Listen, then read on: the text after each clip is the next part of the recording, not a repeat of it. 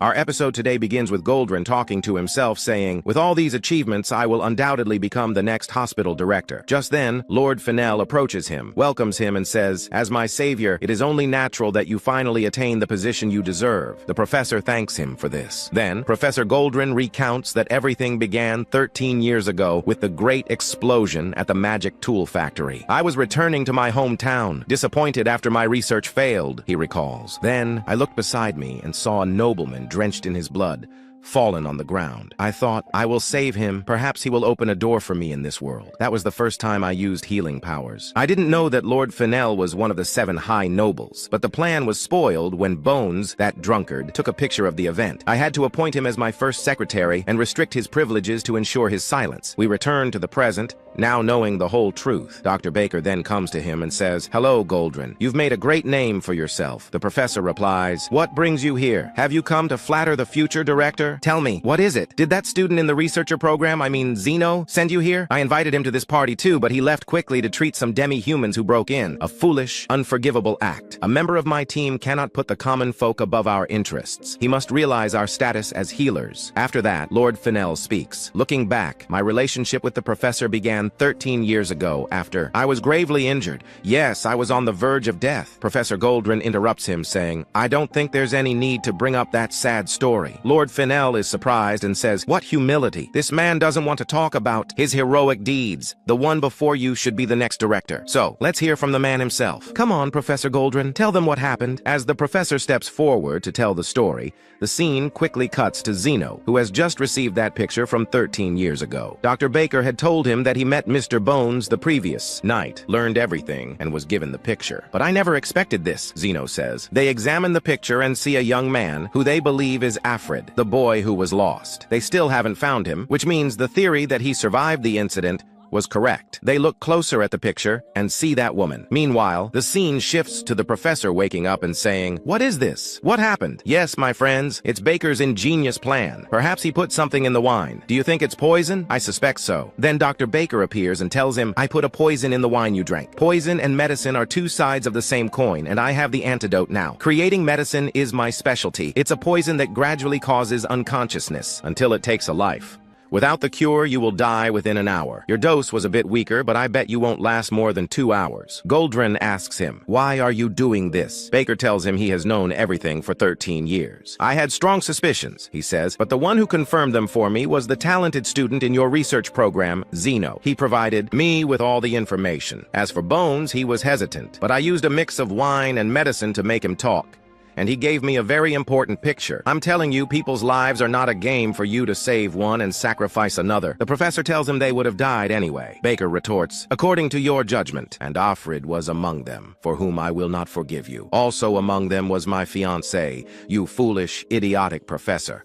Go on, show me who you will sacrifice from these people and who you will save." Lord Fennell is also among them. The professor tries to perform a rescue but can't do anything. Then Baker also starts to vomit blood. At that moment, Zeno and his companions enter and ask him, "What have you done?" He informs them that he has poisoned everyone. Baker asked him if all lives have equal value, something he had been thinking about for a long time. 13 years ago, he and his fiancée were novice healers. Her eyes would sparkle when she talked about the lives she aspired to save. When he heard she was among the victims of the explosion and had died, the force of death and the cruelty of fate shocked him, and grief settled in his heart. If it had been just a random accident, he would have carried on for her and strived to save others. But after attending that party, Afrid told him it wasn't an accident and that Goldrin was involved.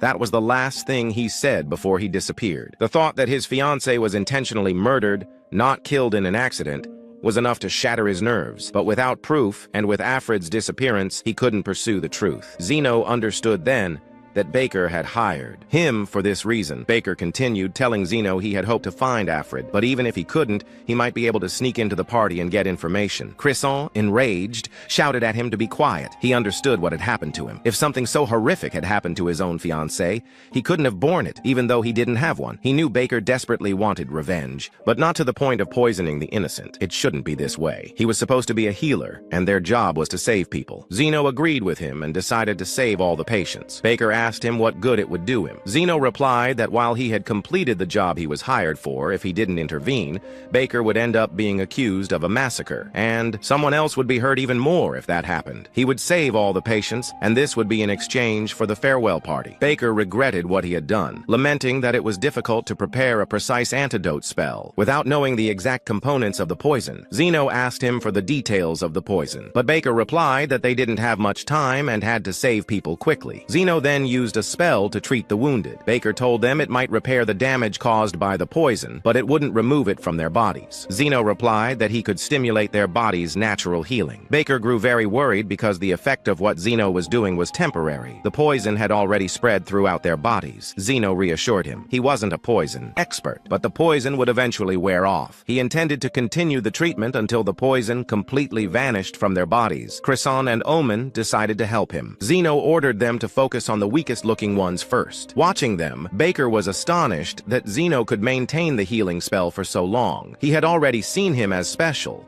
but this was beyond imagination. He then remembered his fiancée, who was a healer dedicated to saving lives. She was a noble woman with lofty goals, and Goldrin was the one who killed her. He wouldn't allow the idea of Goldrin becoming the next director. After that, we see the poisoned patients regaining consciousness. Baker regretted his actions more and more. Revenge had made him do all this without thinking. But when he saw these healers striving so desperately to save others, perhaps they were the ones who inherited his fiancée's spirit, he regretted it even more. He then thanked Zeno for what he had done. Zeno told him there was no need for thanks, but he was very tired, so he would ask for an additional reward. Afterward, everyone woke up except for Goldrin. They were told he hadn't received the treatment. Zeno informed him that he did not save him. Goldrin begged Zeno to save him. Zeno mocked him, saying that since he was expelled from his faction, he wasn't obligated to obey his orders. Goldrin berated them all, but no one saved him. Zeno's friend says, "I remember what happened intermittently. When I lost consciousness, it felt like my life was being drained away." Then a girl asks the professor, "Did you intend to sacrifice us?" Zeno replies to her, "This seems to be their answer, but as long as I get paid, I don't differentiate between anyone. I'm a healer who works in the shadows after all. And if you want my help, there's a price. Since I'm very tired, it'll be an extra round of treatment." The professor is astonished and gets angry. "Don't mess with me. I won't pay that amount. Fine, I'll pay. Just save me." Afterward, Baker is talking with Omen and Zeno, laughing and saying, "I've never been interrogated before. Even though the incident just happened yesterday and the investigation isn't complete, I'm surprised you got permission to see me." Zeno tells him he has an old friend in the Royal Guard. Omen then asks Baker, "You didn't really poison anyone, did you?" He tells her, "From a certain perspective, I intended to use a poison to temporarily create a situation similar to what happened 13 years ago. Under pressure, Goldrin would confess his crimes. That was my original plan. I had prepared a drug. That only causes temporary paralysis. My intention was to lie to Goldrin and tell him it was a fatal poison. At first, I thought I made a mistake in preparing the drug, but that wasn't the case. The logical explanation is that someone else tampered with the wine using a different substance. Perhaps they were present that night, pretended to take a dose of the poison, and blended in with the collapsed healers, watching how things would unfold. Omen asks him, "Afrid is the one who did it?" Baker replies, "No, I am still guilty. I knew there was real poison in the wine, but I was desperate at that moment. I didn't care if everyone died, including myself." Krishna reassures him, saying, "There's no need to worry. Since he didn't intend to poison anyone, and he's also your acquaintance,